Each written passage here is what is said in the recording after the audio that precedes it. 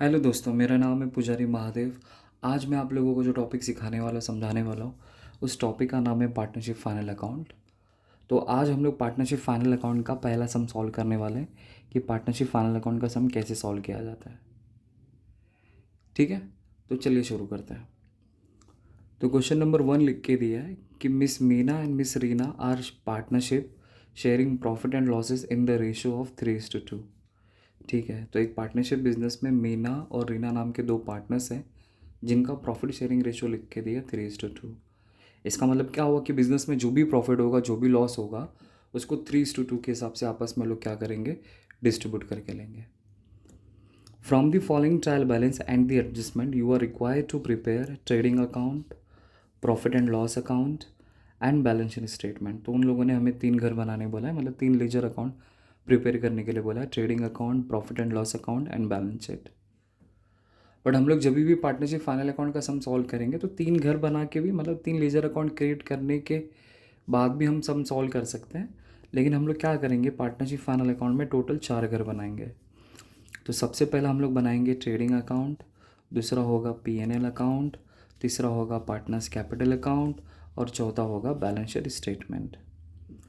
तो मैंने last lectures में आप लोगों को वीडियो में बताया था कि ट्रेडिंग में क्या क्या आता है, P&L में क्या आता है, पार्टनर्स कैपिटल में क्या आता है और बैलेंस शीट में क्या क्या आता है करके। तो बस आपको ओवरव्यू, मतलब ओवरव्यू मैं आपको देना चाहूँगा यहाँ पे बस, कि कैसा क्या किसके अंदर आ सकता है, किस में नहीं।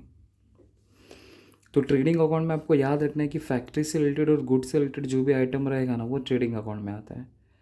P&L अकाउंट में क्या आएगा, P&L मतलब प्रॉफिट एंड लॉस अकाउंट में क्या आएगा, ऑफिस से रिलेटेड जो भी एक्सपेंस होगा और सेलिंग से रिलेटेड जो भी आपका एक्सपेंस होगा वो P&L अकाउंट में आएगा। ओके, तो पार्टनर्स कैपिटल में क्या आएगा, पार्टनर के पास कितना पैसा आ रहा है और पार्टनर के पास से कितना पैसा जा रहा है, वो पार्टनर्स कैपिटल अकाउंट में आएगा। तो बैलेंस शीट में क्या आएगा, बिजनेस की क्या क्या हमारी लायबिलिटीज़ और बिजनेस के क्या क्या हमारे एसेट्स, उसको हम लोग यहाँ पे रिकॉर्ड करेंगे बस। तो ट्रेडिंग में क्या आता है, P&L में क्या आता है, ये सब थोड़ा बहुत अगर याद होगा, दिमाग में फिट होगा ना, तो आप लोग इजीली इसको पोस्ट कर सकते हो। अगर वो याद नहीं होगा तो फिर कुछ भी समझ में नहीं आएगा। बट तो भी मैं कोशिश करता हूँ आपको समझाने के हिसाब से समझा दूंगा। तो चलिए शुरू करते हैं। तो हम लोग को यहाँ पे ट्रायल बैलेंस लिख के दिए, डेबिट बैलेंस अमाउंट लिख के दिए, क्रेडिट बैलेंस अमाउंट लिख के दिए। तो इस बात का आपको ख्याल रखना है कि कभी भी अगर आपको वैल्यू कोई डेबिट बैलेंस लिख के दिए, इसका मतलब समझ जाना कि वो हमेशा हमेशा हमेशा किसी न किसी के डेबिट में ही जाएगा, मतलब वो कभी किसी के क्रेडिट में नहीं जाएगा। जैसे देखो यहाँ पे मैं ट्रेडिंग अकाउंट बनाने लगा, तो वो ट्रेडिंग के डेबिट में जा सकता है, या P&L के डेबिट में जा सकता है, या पार्टनर्स कैपिटल में जा सकता है, या तो असेट्स में जा सकता है। क्योंकि बैलेंस शीट में क्या होता है कि असेट्स का मतलब डेबिट होता है और लायबिलिटीज़ का मतलब क्रेडिट होता है, तो उसमें उल्टा होता है। और जो क्रेडिट बैलेंस लिख के दिए वो हमेशा हमेशा हमेशा वो क्रेडिट में ही जाएगा, बट वो किसी के भी क्रेडिट में जा सकता है। या तो ट्रेडिंग के क्रेडिट में जाएगा, या तो P&L के क्रेडिट में जाएगा, या तो पार्टनर्स कैपिटल, या तो बैलेंस शीट के लायबिलिटीज़ में जाएगा। ठीक है, तो लेट्स स्टार्ट, शुरू करते हैं कौन सा आइटम कहाँ पे जाएगा। तो सबसे पहला लिख के दिया बिल्डिंग, तो बिल्डिंग किधर आता है, असेट्स में। प्लांट एंड मशीनरी किधर आता है, असेट्स में। परचेस कहाँ पे आता है, ट्रेडिंग में। कैरेज, तो देखो कैरेज में दो नाम होता है, एक कैरेज इनवर्ड होता है और दूसरा कैरेज आउटवर्ड होता है। अगर कैरेज इनवर्ड लिख के दिया रहेगा तो कैरेज इनवर्ड का मतलब होता है कि मटेरियल को मंगाने का खर्चा। अगर मैं मटेरियल को मंगा रहा हूँ तो मैं इसको यूज़ कहाँ पे करूँगा, ऑफ कोर्स फैक्ट्री में यूज़ करूँगा। और फैक्ट्री में लगने वाला जो भी खर्चा रहता है वो कहाँ पे आता है, ट्रेडिंग में आता है। इसलिए कैरेज इनवर्ड ट्रेडिंग के डेबिट में आता है। और कैरेज आउटवर्ड का मतलब होता है कि मटेरियल को या फिनिश गुड्स को बेचने का खर्चा, बेचने का मतलब होता है सेलिंग रिलेटेड एक्सपेंस, इसलिए वो कहाँ पे आ जाएगा, P&L में आ जाएगा। इसलिए कैरेज आउटवर्ड P&L के डेबिट में आता है। लेकिन सर यहाँ पे तो सिर्फ कैरेज लिख के दिए, तो फिर हम लोग क्या कंसिडर करें, कैरेज इनवर्ड या कैरेज आउटवर्ड। अगर सिर्फ कैरेज लिख के दिया है तो आपको उसको कैरेज इनवर्ड कंसिडर करना है। ओके, तो अब कैरेज इनवर्ड वाला अगर आइटम रहेगा तो कहाँ पे आ जाएगा, फिर ट्रेडिंग के डेबिट में आ जाएगा। ठीक है, देन उसके बाद हमें लिख के दिए ओपनिंग स्टॉक, तो ओपनिंग स्टॉक किधर आएगा, ट्रेडिंग में आएगा। वेजेस किधर आएगा, ट्रेडिंग में आएगा, क्योंकि जो बंदा फैक्ट्री में काम करता है उसको वेजेस दिया जाता है। नेक्स्ट लिखा है sundry debtor assets, salary P&L, postal and Telegram P&L, insurance. अब इंश्योरेंस में देखो, अगर आपको फैक्ट्री इंश्योरेंस लिख के दिया है तो समझ जाना कि वो ट्रेडिंग में आएगा। अगर ऑफिस इंश्योरेंस लिख के दिया है तो समझ जाना वो P&L में आएगा, क्योंकि फैक्ट्री से रिलेटेड जो एक्सपेंस रहता है वो ट्रेडिंग में आएगा और ऑफिस से रिलेटेड जो एक्सपेंस रहेगा वो P&L में आएगा। बट यहाँ पे तो ये मेंशन ही नहीं है कि वो फैक्ट्री का इंश्योरेंस है या ऑफिस का इंश्योरेंस है, बराबर। अगर कुछ नहीं लिख के दिया है ना, तो आपको हमेशा हमेशा हमेशा ऑफिस वाला आपको प्रायोरिटी रखना है। मतलब ये जो इंश्योरेंस है वो फैक्ट्री का नहीं, वो किसका है, ऑफिस का है। ओके, तो ये ऑफिस इंश्योरेंस हो गया। तो ऑफिस इंश्योरेंस किधर आएगा, P&L में, तो P&L में चला जाएगा। नेक्स्ट लिखा है बैड डेट्स। बैड डेट्स मतलब एक्चुअल लॉस, तो ये P&L में आएगा। रेंट, रेंट की भी कहानी वैसी ही है कि जैसे कि देखो, फैक्ट्री रेंट अगर होता तो वो ट्रेडिंग में आता, और ऑफिस रेंट होता तो वो P&L में आता।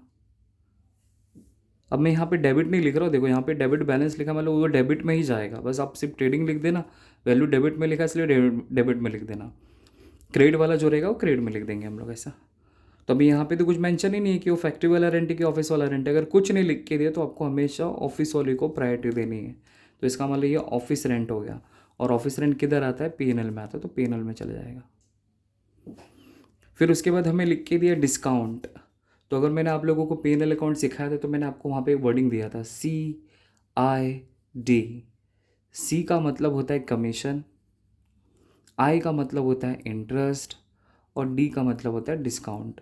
तो commission paid, interest paid, discount paid. Discount paid मतलब डिस्काउंट अलाउ अगर होगा तो P&L के डेबिट में आएगा। ओके, अगर समझो कि commission received, interest received, discount received अगर होगा ना, तो P&L के क्रेडिट में आएगा। तो सर यहाँ पे तो सिर्फ कमीशन डिस्काउंट लिखा है, तो क्या कंसिडर करो, पेड कंसिडर करूँ या रिसीव, मतलब अलाउ कंसिडर करूँ कि रिसीव कंसिडर करो। तो देखो सिंपल सा मतलब है, कुछ लिखा नहीं तो देखने का उसका पैसा कहाँ पे लिख के दिए, ओके डेबिट में लिख के दिए, इसलिए इसका वैल्यू डेबिट में चले जाएगा P&L में। नेक्स्ट लिख के दिए ड्राइंग। ड्राइंग किसका है, मीना और रीना, तो ये दोनों बिजनेस के पार्टनर है, इसलिए इनका पैसा पार्टनर्स कैपिटल में जाएगा। फिर उसके बाद हमें कैपिटल अकाउंट लिख के दिए मीना और रीना का, तो इनका पैसा पार्टनर्स कैपिटल में चले जाएगा। सेल्स ट्रेडिंग में जाता है, सन्डी क्रेडिटर्स लाइबिलिटीज़ में, बैंक ओवरहेड ऑफ लाइबिलिटीज़ में। तो इस तरह हमने इस चीज़ों को कौन सा आइटम कहाँ पे जाएगा, तो वैसा हम आपको पेंसिल से लिख के ले लेने का ऐसा, ठीक है। अब पीछे हम लोग देखते हैं कौन कौन सा हमें एडजस्टमेंट लिख के दिया, और एडजस्टमेंट के अकॉर्डिंग हम लोग क्या करेंगे, इसके ऊपर डॉट मार के ले लेंगे।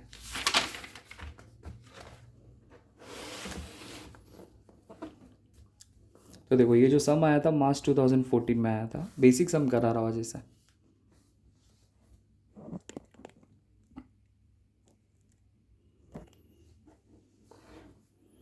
तो पहला हमें एडजस्टमेंट लिख के दिया था, stock on hand 31 March 2013। Okay, stock कभी भी अगर टर्म आएगा तो आपको दो ही स्टॉक आपको अपने जहन में रखना है, याद रखना है, या तो वो ओपनिंग स्टॉक होगा या तो वो क्लोजिंग स्टॉक होगा। अब देखो यहाँ पे ये स्टॉक है, ओपनिंग स्टॉक तो पीछे हमने ट्रायल बैलेंस में पीछे देखा था। अब यहाँ पे देखो तारीख, देखो क्या लिखा, डेट क्या लिख के दिया, 31 मार्च 2013 लिखा है, तो ये तो हमारा क्लोजिंग डेट वाला हो गया, इसलिए क्लोजिंग स्टॉक हो जाएगा। और क्लोजिंग स्टॉक का वैल्यू कितना लिख के दिया है, 1,10,000। तो पीछे जाके चेक करेंगे क्लोजिंग स्टॉक कहीं पे लिख के दिया है क्या। अगर लिख के दिया रहेगा तो वहाँ पे जाके हम लोग डॉट मार लेंगे। तो अगर मैं चेक करूँ क्लोजिंग स्टॉक, ध्यान से अगर मैं देखूँ क्लोजिंग स्टॉक कहीं पे है क्या, नहीं है। क्लोजिंग स्टॉक अभी यहाँ पे लिख के नहीं दिया रहता है, तो आपको ओपनिंग स्टॉक के ऊपर डॉट नहीं मारना है। क्लोजिंग स्टॉक को आपको क्या करना पड़ेगा, उसका एडजस्टमेंट आपको दिमाग में फिट रखना पड़ेगा। बट मैं आपको यहाँ पे बता देता हूँ कि क्लोजिंग स्टॉक का दो इफेक्ट क्या होता है। तो मैंने आपको एडजस्टमेंट के वीडियो में बताया था, एक बार आप लोग चेकआउट कर लेना। तो मैं आपको समझा देता हूँ कि क्लोजिंग स्टॉक का दो इफेक्ट किधर आएगा। पहला इफेक्ट आएगा ट्रेडिंग के क्रेडिट में, और दूसरा इफेक्ट किधर आएगा, दूसरा इफेक्ट आएगा बैलेंस शीट के असेट्स में। तो इसके लिए डॉट नहीं मारेंगे, दिमाग में याद रखना पड़ेगा, ठीक है। फिर आगे लिखा depreciate plant and machinery. Okay, plant and machinery के ऊपर डेप्रिसिएशन निकालना है कितना, 10%।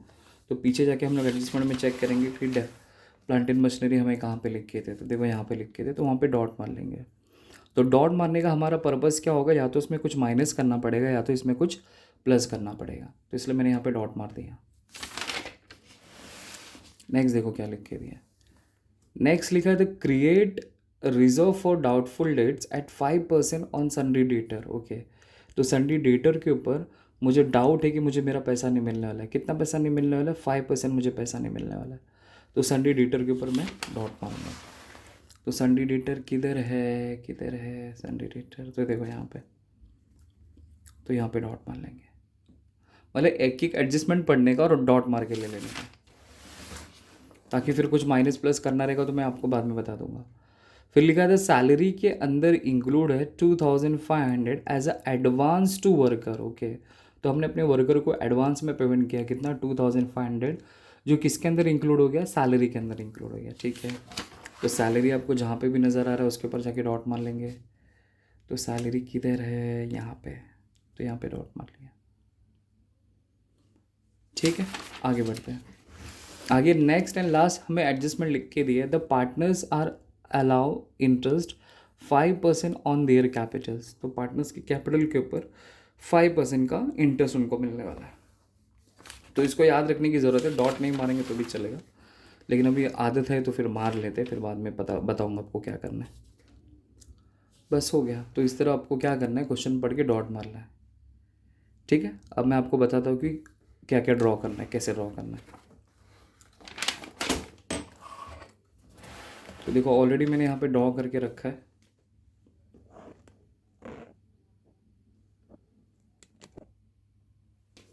तो देखिए, तो मैंने यहाँ पे पहला आपको लिखना है in the books of partnership firm.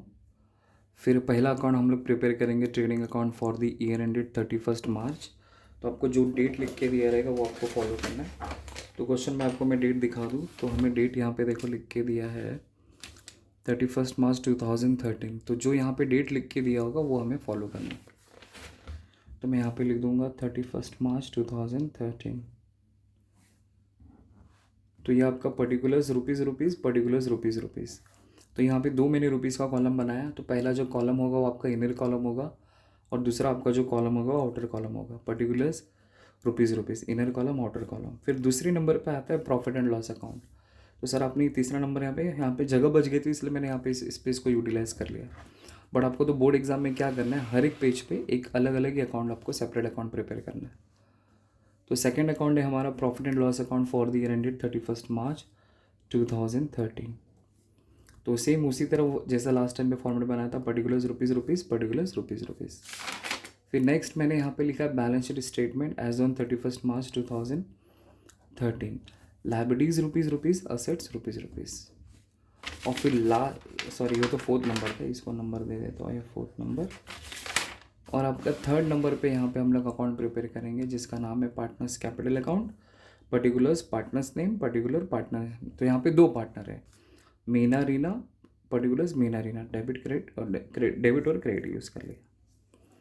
ठीक है, तो मैं चाहता हूँ कि फाइनल अकाउंट की प्रॉब्लम को जब भी आप लोग सम सॉल्व करें ना, तो सम को सॉल्व करते समय एक हैबिट बना लो बस। क्योंकि वो हैबिट बनाने से क्या होगा मालूम है कि आसानी से आपका 2 मार्क्स तो सेफ असाइड हो जाएगा। और हमेशा उन 4 आइटम के बारे में आपको हमेशा क्वेश्चन में लिख के दिया रहेगा। तो उसका आधा आधा 1 मार्क्स का, आधा आधा, मतलब टोटल 2 मार्क्स तो आपका कन्फर्म ही है, समझो ऐसा। 12 मार्क्स का सम आएगा, 12 में से तो 2 मार्क्स तो गारंटी आ ही जाएगा। अब बाकी तुम लोग पोस्टिंग करोगे तो उसका तो मार्क्स आपको मिल जाएगा। तो ये हैबिट रखना बस। तो ट्रेडिंग अकाउंट में क्या करना कि यहाँ पे टॉप पे 2 आइटम टॉप पे लिखना, और क्रेडिट में क्या करना है, एक आपको टॉप पे आइटम लिखना है और एक नीचे थोड़ा बॉटम में आइटम लिखना है। कौन सा लिखना है मैं लिख के बताता हूँ।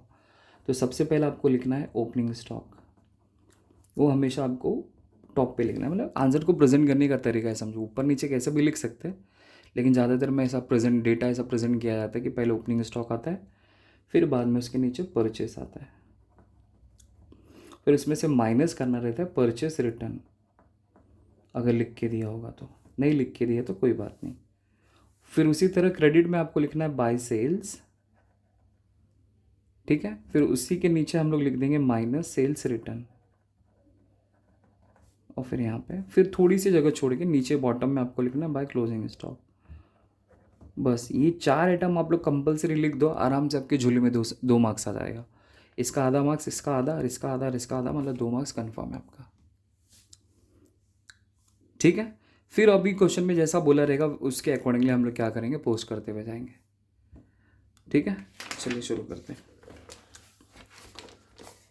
तो देखो, तो सबसे पहले हम लोग को लिख के दिया है यहाँ पे, अगर मैं क्वेश्चन अगर आपको दिखाऊं, तो सबसे पहले हम लोग को लिख के दिया बिल्डिंग। तो बिल्डिंग असेट्स में जाएगा, प्लांट एंड मशीनरी किधर जाएगा, भी असेट्स में जाएगा। तो मैं दोनों को जाके असेट्स में जाके लिख देता, जैसा लिख के दिया वैसा फॉलो करेंगे।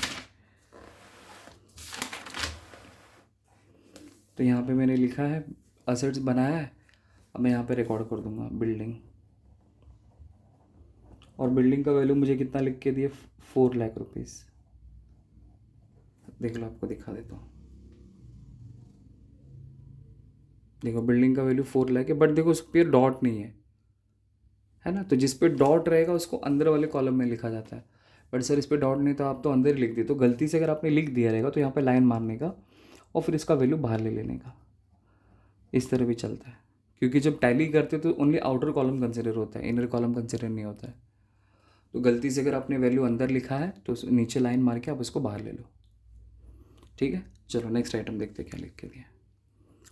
नेक्स्ट आइटम लिखा है प्लांट एंड मशीनरी 1,20,000। तो ये भी असेट्स में जाएगा, बट उसके ऊपर डॉट है।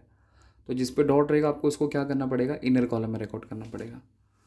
तो मैं एक एक जगह छोड़ के लिखेंगे तो ताकि क्या देखने में भी थोड़ा अच्छा लगता है। तो प्लांट एंड मशीनरी असेट में, और उसका वैल्यू 1,20,000 लिख के लिए इनर कॉलम में लिखेंगे, और इसके नीचे 1 से 2 जगह छोड़ देंगे हम लोग। ठीक है, नेक्स्ट आइटम देखो क्या लिख के दिया। नेक्स्ट आइटम हमें लिख के दिया परचेज। परचेज कितना लिख के दिया 6,50,000। तो परचेज आएगा ट्रेडिंग में। तो मैं ट्रेडिंग में जाऊँगा और वहाँ पे जाके रिकॉर्ड कर दूँगा। तो देखो, तो ऑलरेडी मैंने परचेज का नाम लिखा, सिर्फ मेरे को इसका वैल्यू यहाँ पे लिखने का, और आपको वैल्यू हमेशा इसका अंदर ही लिखना है। क्या पता रिटर्न होगा तो माइनस करना पड़ेगा। तो परचेज का वैल्यू मुझे लिख के दिया 6,50,000। तो मैं यहाँ पे 6,50,000 लिख दूँ, और आपको ऑलवेज अंदर ही लिखना है। अगर समझो सर रिटर्न अगर नहीं होता तो इधर डैश करके फिर मैं इसको बाहर ले लेता था। तो अभी जब पूरा क्वेश्चन कर लेंगे फिर बाद में देखेंगे कि इसको क्या करना है करके। ठीक है, चलो आगे बढ़ते हैं। फिर उसके बाद अगर मैं आपको क्वेश्चन दिखाऊं तो परचेज के बाद फिर आपको नज़र आता है कैरेज। तो कैरेज का मतलब होता है कैरेज इनवर्ड। तो कैरेज इनवर्ड ट्रेडिंग में आएगा, उसका वैल्यू कितना है 7,000। तो ट्रेडिंग में जाके मैं लिख दूंगा टू कैरेज, सीधा आउटर में 7,000। कैरेज मतलब कैरेज इनवर्ड हो गया वो। ठीक है, नेक्स्ट आइटम क्या देखो। कैरेज के बाद फिर मुझे लिख के दिया ओपनिंग स्टॉक। तो ओपनिंग स्टॉक कितना लिख के दिया मुझे 90,000। तो ऑलरेडी मैंने इसका नाम तो लिखा है, बस मेरे को जाके वहाँ पे वैल्यू लिखने का है। तो मैंने यहाँ पे आ गया, मैं यहाँ पे इसका वैल्यू रिकॉर्ड कर दूंगा। ओपनिंग स्टॉक सीधा आउटर में, इसका वैल्यू आउटर में लिखना है आपको 90,000। हो गया। नेक्स्ट, तो देखो नेक्स्ट आइटम अगर मैं आपको दिखाऊं तो नेक्स्ट है वेजेस। तो वेजेस मुझे कितना लिख के दिया 35,000, राइट। तो ये वेजेस किधर आता है, ट्रेडिंग में आता है। तो ट्रेडिंग में जाके लिख दूंगा 35,000। तो ये मेरा ट्रेडिंग के डेबिट में ही हूँ मैं इसके नीचे एक एक जगह छोड़ के लिखूँगा ताकि देखने में थोड़ा अच्छा लगता है। तो वेजेस का वैल्यू कितना है 35,000। तो मैं यहाँ पे 35,000 लिख दूँगा। ओके, देखो नेक्स्ट क्या लिख के दिया।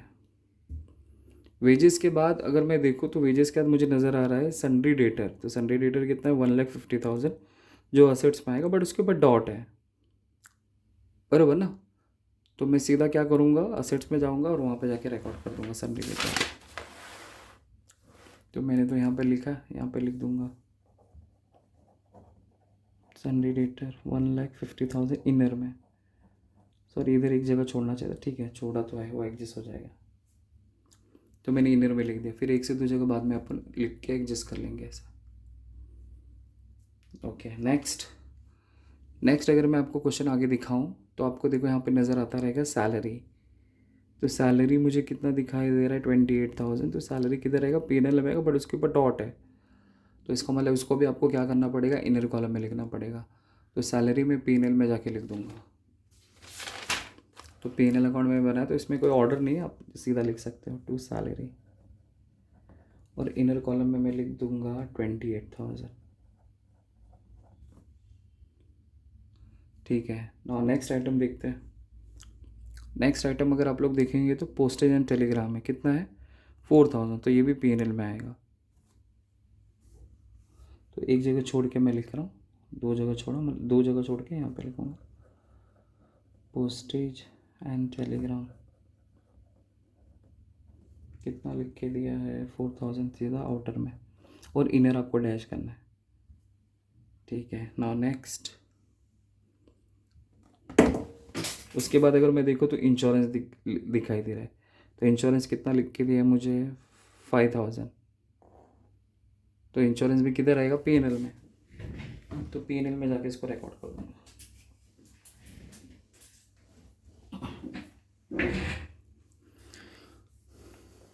तो 2 इंश्योरेंस, और इंश्योरेंस का वैल्यू कितना है 5000, तो यहाँ पे 5000 लिख दूँगा। ठीक है, नेक्स्ट देखते हैं। इंश्योरेंस के बाद आता है बैड डेट्स, तो बैड डेट्स भी पीएनएल में आएगा, तो इसका वैल्यू कितना लिख के दिए 3000, तो भी पीएनएल में।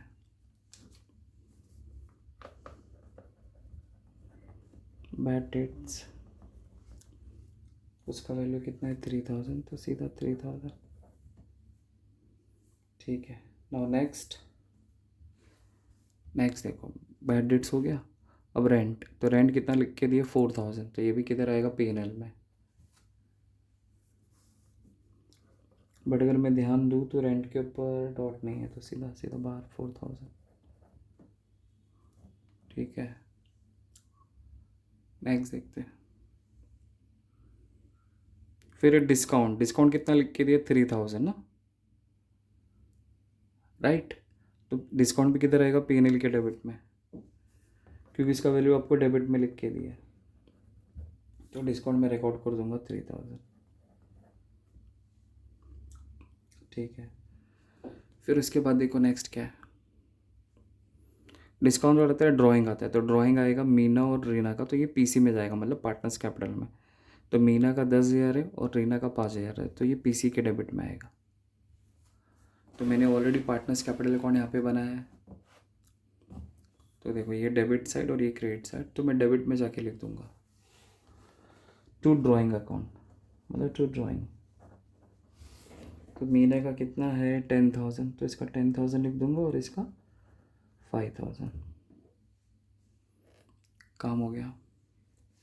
चलो ठीक है, आगे बढ़ते हैं। तो इस तरह मैंने क्या किया कि डेबिट में जितने भी वैल्यू थे मैं सबको एक साथ पोस्ट कर दिया। अब हम लोग क्या करेंगे, क्रेडिट का नंबर आएगा। अब क्रेडिट बैलेंस में सबसे पहले हमें लिख के दिए कैपिटल, तो मीना का कैपिटल है 3 लाख रुपीज़ का और रीना का कैपिटल है 2 लाख रुपीज़ का, तो ये दोनों वैल्यू पार्टनर्स कैपिटल में आएगा। तो पार्टनर्स कैपिटल की कौन सी साइड में लिखेंगे, क्रेडिट में लिखेंगे। तो ऑलरेडी मैंने यहाँ पे पार्टनर्स कैपिटल लिखा हुआ है, बस आपको वहाँ पे वैल्यू लिखने का है। तो मैं यहाँ पे लिखूँगा बाय बैलेंस BD, मतलब उनका ओपनिंग बैलेंस। आपको हमेशा पार्टनर्स के कैपिटल को इसी तरह लिखने का है। तो यहाँ पे आ जाएगा 3 लाख, इसका जो वैल्यू लिख के दिया है, और इसका 2 लाख। ठीक है, चलो आगे बढ़ते हैं। नेक्स्ट अगर मैं वैल्यू आपको दिखाऊँ तो सेल्स, तो देखो सेल्स का वैल्यू आपको लिख के दिए 8,14,000, जो ट्रेडिंग में आएगा। 8,14,000 दिख रहा है बस। तो ऑलरेडी मैंने देखो यहाँ पे ट्रेडिंग अकाउंट बनाया हुआ है, बस मुझे लिखने का है नाम, वैल्यू लिखना है बस। तो देखो मैंने यहाँ पे सेल्स लिख के दिया है, बस आपको भी उसको भी अंदर में लिखने का है 8,14,000। ठीक है, नेक्स्ट वन। नेक्स्ट सेल्स के बाद आता है संडी क्रेडिटर, तो संडी क्रेडिटर मुझे कितना दिख रहा है 1,80,000, तो लाइबिलिटीज़ में जाएगा। तो बैलेंस शीट में जाऊँगा मैं और वहाँ पर जाके रिकॉर्ड कर दूँगा। तो देखो यहाँ पे अपना बैलेंस शीट है ही, तो मैं यहाँ पे लिखूँगा टू। पहला लाइबिलिटीज़ में ऐसा रूल होता है कि पहले कैपिटल अकाउंट लिखना होता है, तो कैपिटल अकाउंट लिख के दोनों पार्टनर्स का नाम लिख के छोड़ देने का, मीना और रीना, नाम लिख के मैंने छोड़ दिया। अब उसके बाद जो भी आइटम रहेगा ऊपर नीचे आगे पीछे आपको जैसा लिखना है वैसा लिखो। तो अब मैं यहाँ पे लिख दूंगा सन्डी क्रेडिटर, और सीधा उसका वैल्यू ऑर्डर में जाएगा क्योंकि उसके ऊपर डॉट नहीं था। तो सन्डी क्रेडिटर का वैल्यू 1,80,000 लिख के दिया, तो 1,80,000 लिख दिया। चलो नेक्स्ट आइटम देखो, लास्ट बैंक ओवरड्राफ्ट। तो बैंक ओवरड्राफ्ट कितना है 20,000।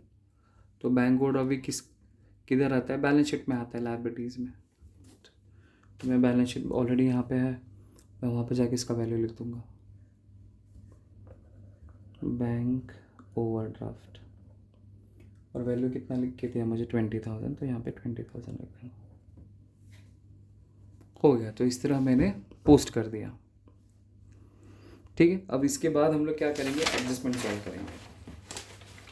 तो एडजस्टमेंट तो बहुत ईजी है।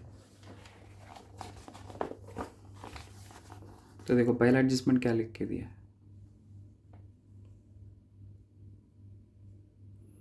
तो पहला एडजस्टमेंट लिख के दिया stock on hand 31 March 2013 was valued at ₹1,10,000। Okay, तो स्टॉक ऑन हैंड का मतलब होता है क्लोजिंग स्टॉक। अगर आपको ऐसा नहीं समझता तो डेट चेक कर लेने का। तो कौन सा डेट यहाँ पे लिख के दिया है, क्लोजिंग वाला डेट लिख के दिया है, तो ये क्लोजिंग स्टॉक हो गया। तो क्लोजिंग स्टॉक कितना लिख के दिया, 1,10,000। तो क्लोजिंग स्टॉक का दो इफेक्ट किधर आता है, तो मैंने यहाँ पे लिखा है।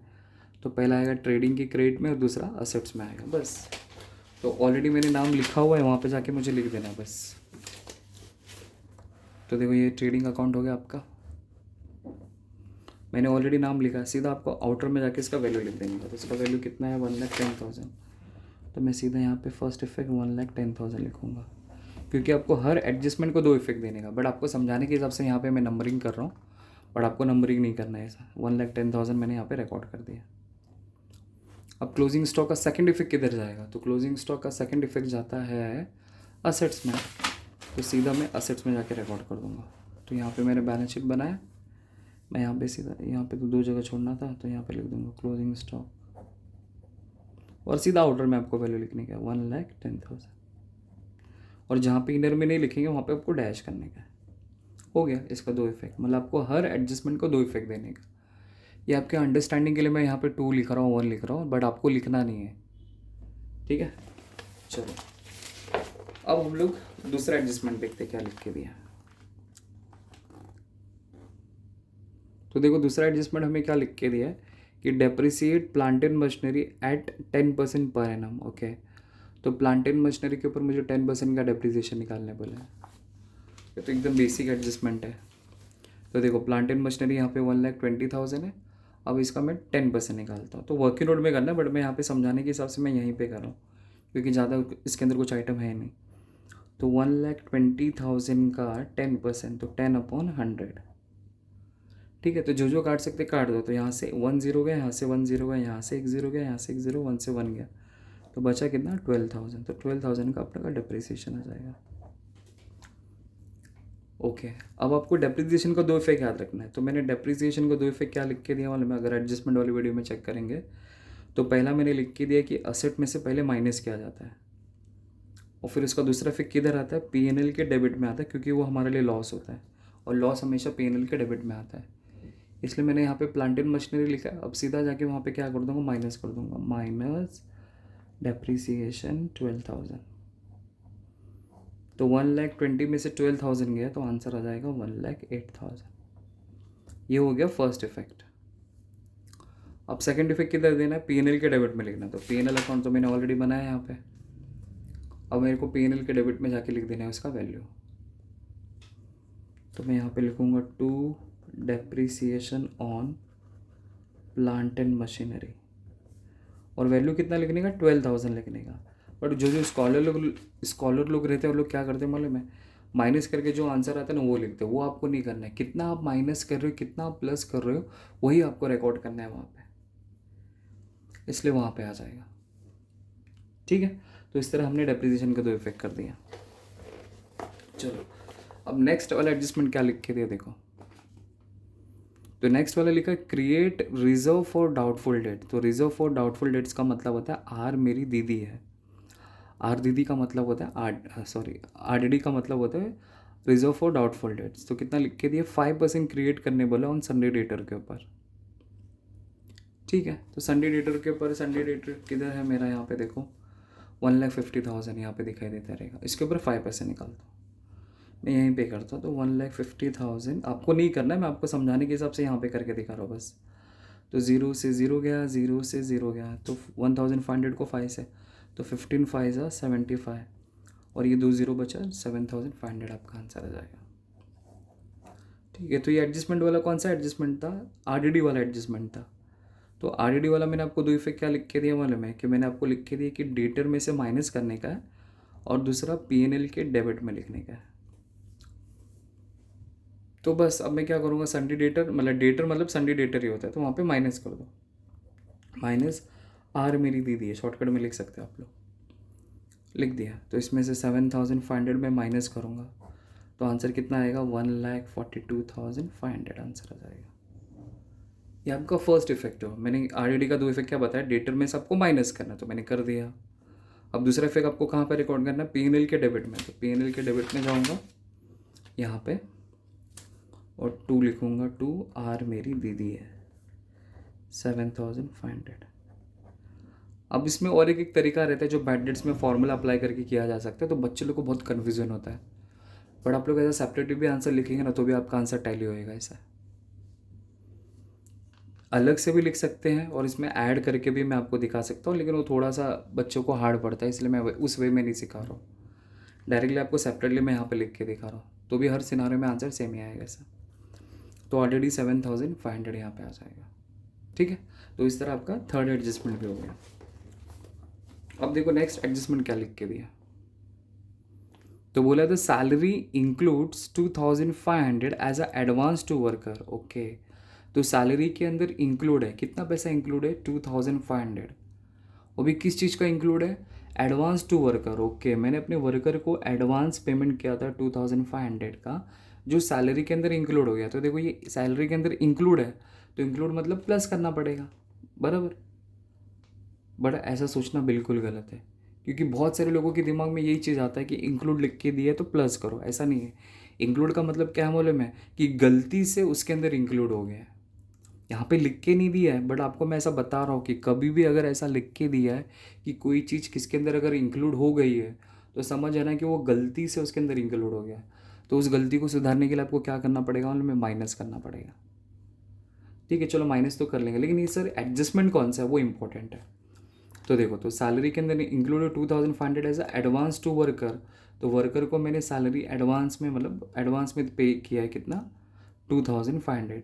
तो एडवांस का मतलब होता है प्रीपेड एक्सपेंस, क्योंकि मैं पे कर रहा हूँ ना, सैलरी मतलब पेनल के डेबिट में आता है, तो ये मेरे लिए प्रीपेड एक्सपेंस हो जाएगा। तो प्रीपेड एक्सपेंस का दो इफेक्ट मैंने क्या लिख के दिया है, याद है किसी को? तो देखो, तो प्रीपेड एक्सपेंस का मैंने आपको दो इफेक्ट लिख के दिए। तो पहला इफेक्ट लिखा है लेस फ्रॉम एक्सपेंस, तो जिसके बारे में बोला रहेगा उसमें से लेस कर दो। और दूसरा इफेक्ट आता है असेट्स में जाके आपको लिखने का। तो किसके बारे में बोलेगा, सैलरी के बारे में बोलेगा, इसलिए सैलरी में जाके मैं क्या करूँगा, माइनस। प्रीपेड ने जो लोगों ने डायलॉग लिखा वही लिखेंगे, तो एडवांस टू वर्कर करके 2,500। अब इसमें से मैं माइनस करूँगा तो 25,500 आ जाएगा आंसर। ये फर्स्ट इफेक्ट होगा, लेस फ्रॉम एक्सपेंस। तो उस पर्टिकुलर एक्सपेंस में से आपको लेस करना है, तो मैंने कर दिया। अब दूसरा इफेक्ट क्या है, असेट्स में जाके आपको रिकॉर्ड करना है। तो मैं असेट्स में जाऊँगा, असेट्स यहाँ पे, तो यहाँ पे क्लोजिंग स्टॉक के नीचे लिख दूंगा प्री पेड नहीं, एडवांस टू वर्कर करके, वर्कर को एडवांस दिया गया कितना, 2,500। हो गया इसका दो इफेक्ट। ठीक है, नेक्स्ट देखते हैं। नेक्स्ट लास्ट एंड फाइनल है। नेक्स्ट लिख के दिए, the partners are allow interest 5% per annum on their capital. Okay, तो पार्टनर्स का जो कैपिटल है उनके ऊपर उनको 5% का इंटरेस्ट मिल रहा है। तो इसकी भी मैंने दो इफेक्ट लिख के दिए, तो पहले देख लेते, पहले वैल्यू निकाल लेते, फिर बाद में सोचते क्या करना है। तो ये इंटरेस्ट ऑन कैपिटल वाला एडजस्टमेंट हो गया। देखो क्या लिखा है, partners are allowed interest at 5% per annum on theirs capital. Okay, तो उनके कैपिटल के ऊपर उनको 5% का इंटरेस्ट मिलने वाला है। ठीक है, तो पार्टनर्स का कैपिटल मैंने तो देखो यहाँ पे लिखा है ऑलरेडी। अगर मैं आपको दिखा दूँ तो देखो, बाय बैलेंस BD करके 3 लाख 2 लाख, तो ये पार्टनर्स का कैपिटल है। तो इनके ऊपर मुझे क्या करना है, 5% निकालना है। तो मैं वैल्यू यहाँ पे निकाल लेता हूँ। तो 3 लाख का 5%, 5/100, फिर 2 लाख, तो 2 लाख का 5%, 2 लाख का 5%, 5/100। तो 0 से 0 गया, 0 से 0 गया। अब 3,000 को 5 से अगर मतलब 3 5 15 किया, ये 3 0 बचा, 3 0 यहाँ पे चिपका दिया। अब उसी तरह यहाँ पे 0 से 0 गया, 0 से 0 गया, नीचे जो 1 रहता है उसका कोई वैल्यू नहीं रहता, छोड़ दो। तो 2 को 5 से मल्टीप्लाई किया तो 10 आया। फिर यहाँ पे कितना 0 बचा है, 3 0 बचा, 3 0 यहाँ पे चिपका दिया, तो ये 10,000 आ गया। तो पार्टनर्स के क्या कैपिटल के ऊपर उनको इतना इंटरेस्ट मिलेगा। ठीक है, तो सर इसका दो इफेक्ट क्या है, तो मैंने इसका दो इफेक्ट लिख के दिया आपको। तो इंटरेस्ट ऑन कैपिटल, तो इंटरेस्ट ऑन कैपिटल का दो इफेक्ट मैंने लिख के दिया है। पहला जाएगा PC के क्रेडिट में, क्योंकि पार्टनर्स के लिए वो इनकम है, और दूसरा बिजनेस के लिए वो एक्सपेंस है, इसलिए PNL के डेबिट में आएगा। तो मैं ऐसा लोगों को ऐसा याद रखने के लिए बोलता हूँ, पार्टनर से रिलेटेड कोई भी अगर एडजस्टमेंट होगा तो आपको ऐसा याद रखना है कि जो पीसी के क्रेडिट में आएगा ना, वो पीएनएल के डेबिट में जाएगा। पीपी याद रखो बस, तो इजीली समझ याद रखने में आपको आसानी पड़ेगी। जो पीसी के क्रेडिट में आएगा वो पीएनएल के डेबिट में जाएगा। तो उसी तरह अगर समझो फॉर एग्जांपल इंटरेस्ट ऑन अगर ड्राइंग होता, तो इसका अगर दो इफेक्ट कैसे आता है, वो पीसी के डेबिट में आता है। ओके, तो अब इसका सेकंड इफेक्ट कैसे याद रखेंगे, जो पीसी के डेबिट में आएगा ना, वो पीएनएल के क्रेडिट में आएगा। तो ये दो दो की जोड़ी ऐसा एंट्री याद रखो तो आपको इजी पड़ेगा। बाकी आपकी मर्जी, आपको जिस वे में आपको लर्न होता है, माइंड में सेट होता है, वैसा भी आप कर सकते हो। बट मैं आपको समझा रहा हूँ कि ऐसा भी आप याद रखोगे तो आपको थोड़ा इजी पड़ेगा ऐसा। ठीक है। तो पार्टनर्स को उनके कैपिटल के ऊपर इंटरेस्ट मिलेगा तो उनके लिए इनकम है, तो पार्टनर्स कैपिटल के क्रेडिट में जाके मैं रिकॉर्ड कर दूंगा। तो मैंने यहाँ पे ऑलरेडी पार्टनर्स कैपिटल अकाउंट बनाया है। मैं सीधा यहाँ पे लिख दूंगा बाय इंटरेस्ट ऑन कैपिटल, और वैल्यू तो मैंने ऑलरेडी यहाँ पे निकाल के रखा 15 और 10,000। तो यहाँ पे 15,000 आ जाएगा और यहाँ पे 10,000 आ जाएगा। 15 और 10 ये फर्स्ट इफेक्ट होगा। जो पीसी के क्रेडिट में आएगा वो पीएनएल के डेबिट में जाएगा, तो फिर आपको पीएनएल के डेबिट में रिकॉर्ड करना पड़ेगा। तो लिखूँगा टू इंटरेस्ट ऑन कैपिटल, ऐसा आपको हेडिंग लिखने का है। हेडिंग लिखा, फिर दोनों पार्टनर्स का नाम लिख के नीचे लिख देने का। तो पहला मीना देन रीना, और सीधा आउटर में लिखता हूँ। मतलब अंदर लिख के प्लस करके भी बाहर ले सकते हैं, तो सीधा आउटर में भी लिख सकते हो। तो पहले वाले का है 15,000 और सेकेंड वाले का है 10,000। हो गया। तो इस तरह मैंने दो इफेक्ट दे दिया। फर्स्ट इधर आया, सेकेंड इधर आ गया। अब हम लोग क्या करेंगे, अकाउंट को क्लोज करेंगे। तो सबसे पहले हम लोग अकाउंट जो क्लोज करेंगे वो है ट्रेडिंग अकाउंट। तो आपको पहले क्या करना है कि जितना भी इनर में वैल्यू रहेगा सबको पहले बाहर ले लेते हैं। तो जैसे ट्रेडिंग ओपनिंग है तो इसको बाहर है। हाँ देखो, फिर परचेज रिटर्न तो नहीं था इसलिए डैश किया, तो 6,50,000 में ज़ीरो ऐड किया तो 6,50,000 आएगा। फिर क्रेडिट में देख लेते हैं। हाँ तो देखो यहाँ पे ये नहीं था तो 8,14,000 यहाँ पे आ जाएगा। अब मैं क्या करूँगा, अकाउंट को क्लोज करूँगा तो चेक करूँगा कौन सा साइड हैवी है। तो आपको ओनली आउटर कॉलम क्लोज करना है, ओनली आउटर कॉलम। तो देखो क्रेडिट में यहाँ पे 8,14,000 है, यहाँ पे 1,10,000 है, और यहाँ पे ऐसा वैल्यू है। तो मेरे को लगता है कि क्रेडिट साइड हैवी है, तो जो साइड हैवी रहेगा आपको दोनों तरफ लिखना है। तो मैं पहले क्रेडिट का टोटल मान लेता हूँ। आपको तो कैलसी अलाउ नहीं है, बट आप लोग डायरेक्टली भी कर सकते हैं। 8 लाख प्लस 1 लाख 9 लाख, तो 9,24,000 आएगा क्रेडिट। तो ये भी मैं यहाँ पे लिख दूंगा 9,24,000। अब 9,24,000 में से क्या करने का, ये सबको पहले प्लस कर लेने का। प्लस करके जो आएगा फिर इसमें से माइनस करने का। तो आपको यहाँ पे डिफरेंस वैल्यू पता चलेगा कि यहाँ पे कितने अमाउंट का डिफरेंस आ रहा है। तो 90,000 plus 6,50,000 plus 7,000 plus 35,000, 41,000 plus 6,50,000 plus 90,000, तो 7,81,000, मतलब 7 लाख, मतलब इसका अगर मैं टोटल करता हूँ तो ये आता है 7,81,000। तो ये साइड छोटा ही था। अब पता लगाने के यहाँ पे कितने अमाउंट का डिफरेंस है। तो 9,24,000 में से ये 7,81,000 माइनस कर देने का। तो माइनस कर दो 9,24,000, तो डिफरेंस आता है 1,43,000। ओके, तो ये जो डिफरेंस आया डेबिट में, जो डिफरेंस अगर आएगा तो उसको बोलते हैं टू ग्रॉस प्रॉफिट। ठीक है। अभी समझो कि यही डिफरेंस अगर क्रेडिट में आया रहता, समझो यहाँ पे आया रहता, ये साइड ज़्यादा होता तो डिफरेंस यहाँ पे आता। अगर यहाँ पे डिफरेंस आता तो उसको बोलते बाय ग्रॉस लॉस। ग्रॉस का मतलब होता है टोटल, मतलब टोटल प्रॉफिट, ओवरऑल इतना प्रॉफिट हुआ। अब इसमें से कुछ एक्सपेंस माइनस करना बाकी, तो वो P&L वाला अभी एक्सपेंस कंसिडर करके उसको माइनस करेंगे। तो फिलहाल अभी यहाँ पे डेबिट में आया तो ये इधर आएगा। फिर ये जो डिफरेंस है ना, डिफरेंस ट्रेडिंग अकाउंट में ग्रॉस प्रॉफिट, इसको उठा के नेक्स्ट अकाउंट में लेके जाएंगे। तो नेक्स्ट अकाउंट हमारा पार्टनर्स कैपिटल नहीं है, क्योंकि पार्टनर्स कैपिटल 3rd नंबर पे आता है। तो नेक्स्ट अकाउंट है हमारा प्रॉफिट एंड लॉस अकाउंट। तो इधर डेबिट में डिफरेंस है तो उठ के उधर क्रेडिट में शिफ्ट हो जाएगा, वो उल्टा आता है। तो यहाँ पे टॉप पे लिखना है आपको हमेशा, तो बाय ग्रॉस प्रॉफिट, और कितना है इसका वैल्यू 1,43,000। सर अगर वो क्रेडिट में आ रहता तो फिर यहाँ पे डेबिट में बाय टू ग्रॉस लॉस लिखता मैं यहाँ पे, बट अभी यहाँ पे प्रॉफिट डेबिट में है तो डेबिट का उठ के इधर क्रेडिट में है। अगर वो क्रेडिट में होता तो उठ के इधर डेबिट में आता, वो भी टॉप पे आपको लिखना था। इसलिए हमेशा थोड़ा सा याद रखना, रिदम याद रखना कि वो टॉप पे थोड़ा एक दो जगह छोड़ के रख देना ऐसा। ठीक है, अब हम लोग क्या करेंगे, प्रॉफिट एंड लॉस अकाउंट को क्लोज करेंगे। तो इसमें भी ओनली आउटर कॉलम ही क्लोज करेंगे।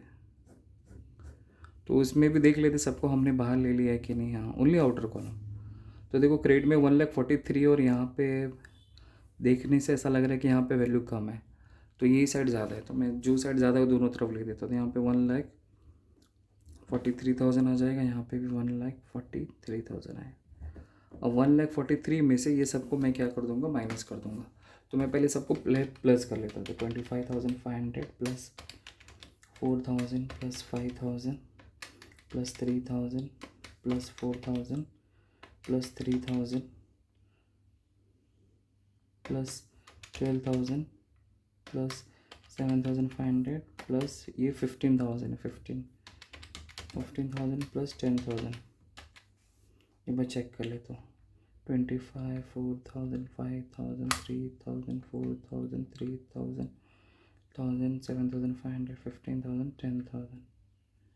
ओके, तो डेबिट का ये मैंने यहाँ से लेके यहाँ तक सबको प्लस किया तो डेबिट का टोटल आता है 89,000। तो मतलब मोटा मोटी अगर देखूँ तो ये 89 और ये 140, तो ये साइड ज़्यादा था। जो साइड ज़्यादा रहेगा आपको दोनों तरफ लिखना है, लिख दिया। अब मुझे पता लगाना कि यहाँ पे डिफरेंस वैल्यू कितना आएगा। तो 1,43,000 में से क्या करने का, ये डेबिट वाले को सबको प्लस करके माइनस कर देने का।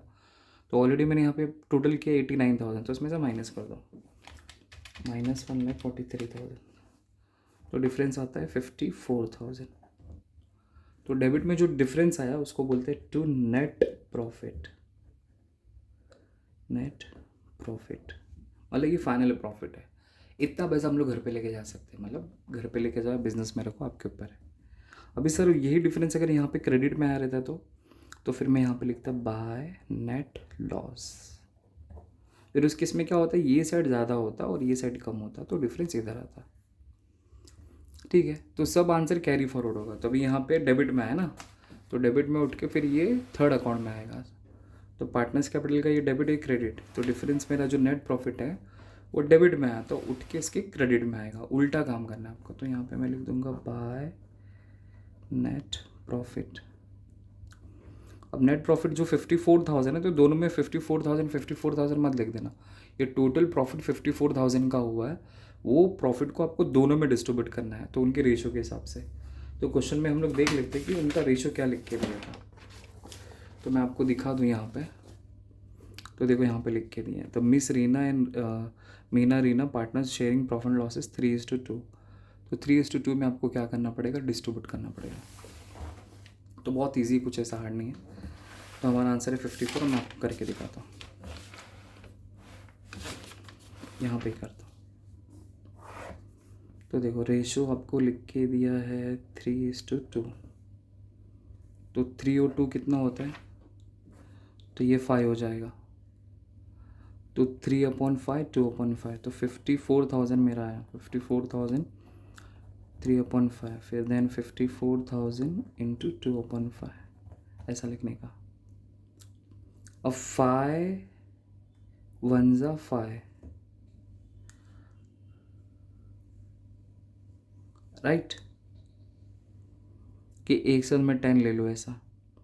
ठीक है, अब उसके बाद आता है 4 बचता है, तो 4 फिर 2 की जोड़ी लेना पड़ेगा। 2 की जोड़ी लेने के लिए फिर आपको एक 0 बढ़ाना पड़ेगा। तो 5 8 जा 40 और ये 2 0 चिपका दिया, 10,800। तो आपको जिस वे में आप जिस वे में आपको आता है डिवाइड करना, आप उस वे में करो। जैसे बचपन में हम लोग कैसे करते थे, 5 लिखते थे, 54,000 अंदर लिखते थे, तो ऐसा भी आप लोग कर सकते हो। तो ऐसा भी एक करके दिखाते थे। देखो 5 1 जा 5, तो 5 में से 5 गया, 0 बचा। ठीक है, अब एक नंबर में नीचे लूँगा 4, बट 5 के टेबल में तो 4 नहीं आता, तो इसका मतलब आपको और एक नंबर नीचे लेना पड़ेगा। तो और एक नंबर नीचे लेने के लिए आपको ऊपर और एक 0 बढ़ाना पड़ेगा। ऐसा किया जाता है, मतलब एक नंबर आप ले सकते हो नीचे, अगर तो आपको दूसरा नंबर लेना है तो और एक 0, और एक नंबर लेंगे तो और एक 0 बढ़ाना पड़ेगा ऐसा। बट फिलहाल 40 तो 5 के टेबल में आ जाता है। तो 5 8 जा 40, 0 0। अब कितना 0 बचा, यहाँ पे 2 0 बचा, नीचे ले लिया, यहाँ पे 2 0 चिपका दिया। तो फाइनल आंसर क्या आएगा 10,800। ठीक है, अब 10,800 को 3 से मल्टीप्लाई करेंगे तो 3 जीरो ज़ा ज़ीरो, 3 जीरो ज़ा ज़ीरो, 3 एट ज़ा 24, 2 कैरी, 3 जीरो ज़ा ज़ीरो प्लस 2 24, 3 वन ज़ा 3, तो 32,400 आएगा। अब इसको इससे डिवाइड करूँगा तो वही आने वाला है 10,800, क्योंकि यहाँ पे डिवाइड करने वो आया तो यहाँ पे वही आएगा, क्योंकि दोनों सेम सेम है। अब 10,800 को इससे मल्टीप्लाई करता हूँ तो 2 जीरो ज़ा ज़ीरो, 2 जीरो ज़ा ज़ीरो, 2 एट ज़ा 16, 1 कैरी, 2 वन ज़ा 2 प्लस, हाँ सॉरी 2 जीरो ज़ा ज़ीरो प्लस 1 आ जाएगा यहाँ पे, फिर 2 वन ज़ा 2, तो 21,600 हो गया। अब ये वैल्यू मैं यहाँ पे लिख दूँगा 32,400, 21,600, 32,400, तो मैं यहाँ पे लिख दूँगा 32,400, 21,600 हो गया। अब मैं क्या करूँगा, अकाउंट को क्लोज करूँगा, पार्टनर्स कैपिटल अकाउंट, बस हो गया। अब एक एक करके करेंगे, तो पहले मीना को क्लोज करते हैं। तो मीना देखो, ये मीना का डेबिट साइड हो गया और ये मीना का क्रेडिट साइड हो गया। तो आपको कौन सा साइड ज़्यादा लग रहा है, डेबिट साइड या क्रेडिट साइड? तो ध्यान से देखेंगे तो क्रेडिट साइड ज़्यादा है, तो जो साइड ज़्यादा रहेगा दोनों तरफ लिखेंगे। तो 3 लाख प्लस 15,000 दोनों को ऐड अगर मैं करता हूँ, टोटल कर लेता हूँ 3,15,000 प्लस 32,400, तो 3,47,400 आता है। तो यहाँ पे भी 3,47,400 आएगा। और उसमें से अगर मैं 10,000 माइनस करूँ तो 3,37,400 आएगा, मतलब ये डिफरेंस आएगा।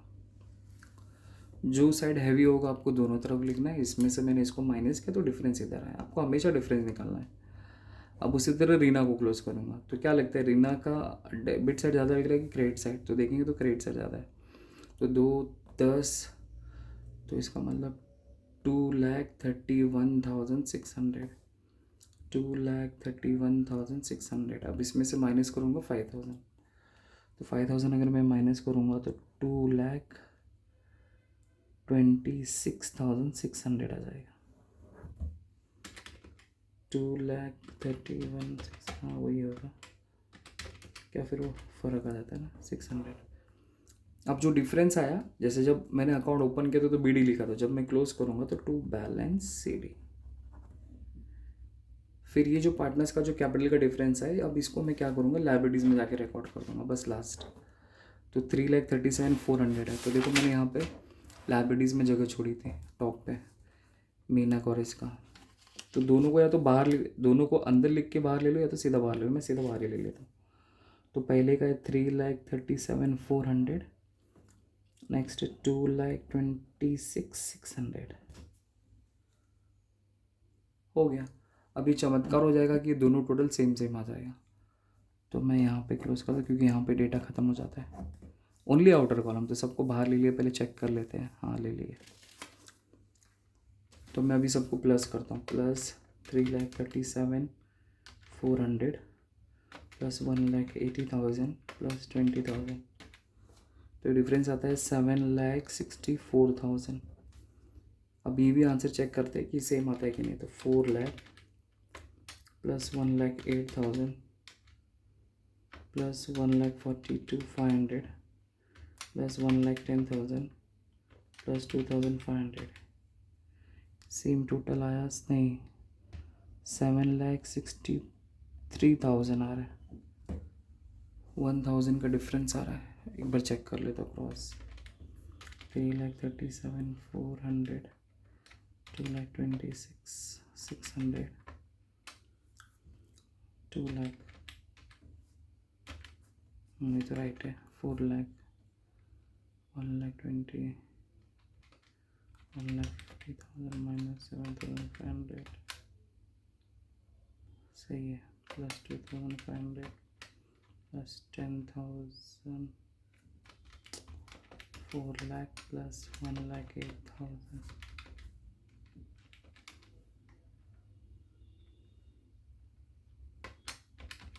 1,08,000 प्लस 1,42,500, जस्ट तो 1000 का डिफरेंस आ रहा है, तो 1000 का डिफरेंस हमसे यहाँ पे मिस्टेक है। ग्रॉस प्रॉफिट जो 1,43 है वो 1,42,000 आता है। तो उसकी वजह से सारी जगह पे आपको वो वैल्यूएशन करना है, तो आपका आंसर आ जाएगा ऐसा। ठीक है, तो सब चेंज कर लेंगे तो अभी वीडियो फिर काफ़ी बड़ा हो जाएगा। तो यहाँ पे जो मैंने 1,43 लिखा था ना, उसका आंसर आता है 1,42,000। 1000 का डिफरेंस आ रहा था ना, बस फिर इसको कैरी 1000 के हिसाब से अरेंज कर लेना, तो ऑटोमेटिकली आपका बैलेंस शीट आ जाएगा 7,63,000। सेम, ये तो 7,63, ये भी सेम आ जाएगा। तो वो आप लोग एडजस्ट कर लेना, बस इतनी चीज़ें हैं। अगर समझो कि अगर आप लोग अकाउंट टैली भी नहीं करते हो तो 12 मार्क्स का अगर सम है तो इजीली आपको 10 मार्क्स, 10.5 मार्क्स, 11 मार्क्स मिल सकता है ऐसा। ठीक है, आई होप आपको समझा रहेगा। Thank you.